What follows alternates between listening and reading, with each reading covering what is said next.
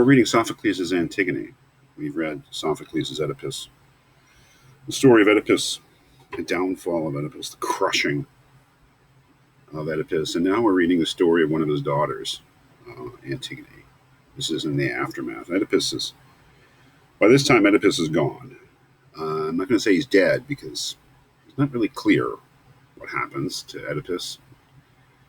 He might just go up to heaven to be with the gods. It's a very mysterious thing. But he's gone. And a lot of things have happened since the end of Oedipus. There was a war. Both of Oedipus's sons claimed that they were the rightful successor to him. It's really complicated, right? Because of all the incest. Oedipus is dead, their mother is dead, and these children are left behind. And the two boys were young men. Polynices and Eteocles they've both been killed in the battle. Polynices came back with an invading army, a foreign army, to claim his right to the throne. And Eteocles and he fought in the clash of the armies in front of the gates of Thebes, and they were both killed. They killed each other with a single blow. Each struck the blow at the same time, so they're dead too. And the play really centers around the struggle around the body of one of the brothers, Eteocles. Polynices. Polynices is the one that's been branded a traitor by Creon. And Creon, who we know from the Oedipus, who is Antigone's uncle, has now claimed the throne. He is the new leader. Because I guess Eteocles and Polynices are both dead, so he's the closest surviving relative of Oedipus, Laos. So he's the new ruler, and I think that's important. This play is a clash. This play is a struggle, a confrontation between someone who is essentially still a child, a girl. Maybe she's 15, 16 years old, Antigone, and a man. Their confrontation is the center of this play. And either a very foolish thing that Creon does as a new ruler, or maybe an acceptable thing. The first decree he makes is that the dead brother that he claims is a traitor, that his dead body shall go unburied. It will lay in the plain before Thebes out there, unburied, to be ripped up by dogs and birds and basically desecrated. And he will not be given any funeral rites because he's a traitor. Right? He's someone who doesn't deserve it, according to Creon.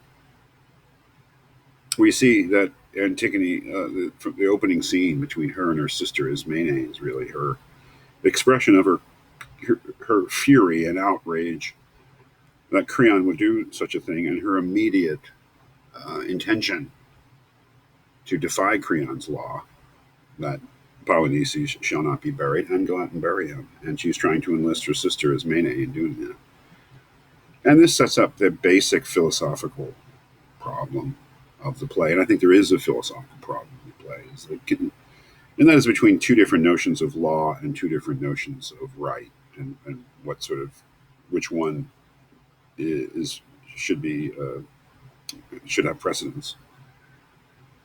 Antigone continually invokes the gods and says that it is her pious and filial duty, no matter what any earthly authority like Creon may say, to bury her brother, that she owes it both to her brother, of course, as a member of her family, but also she owes it to the gods, because Creon's law, she says, obviously goes against what the gods want. The gods want the burial.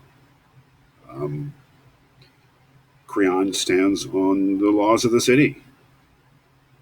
This man is a traitor, and he needs to be treated like a traitor, and he needs to be made an example of.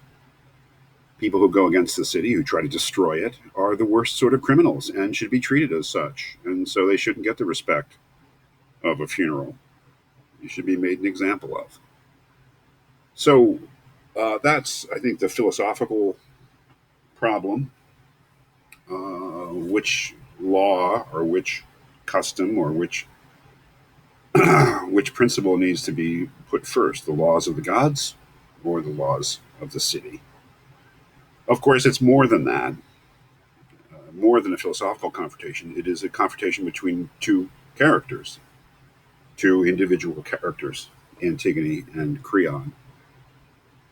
So that it's not a purely philosophical opposition. It's obviously a very rancorous, uh, emotional confrontation between two human beings, and neither of them, in my mind, is perfect, and neither of them seems to.